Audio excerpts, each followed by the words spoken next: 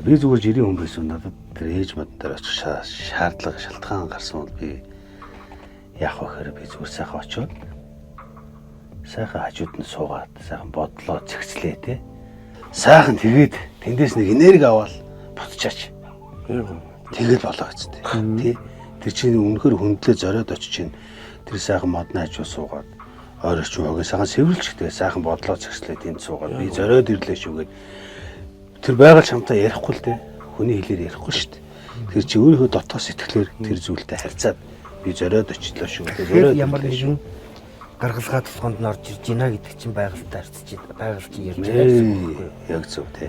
Тухайн хүн очиод ингээд бясалгаад ингээд тухайн бодоо дотроо цэвэрлээд тэр тухайн модон дээр очиод тэгээ суулаа гэж боддог. Тухайн гаргалгаагаа гаргаж нөгөө эргэлцсэн үедээ тэгж байгаа шүү дээ. Тэр эргэлцгийг чинь тэр бол нэг тийш нь гаргаж өгөх байхгүй. Яг тэгнэ. Тийм.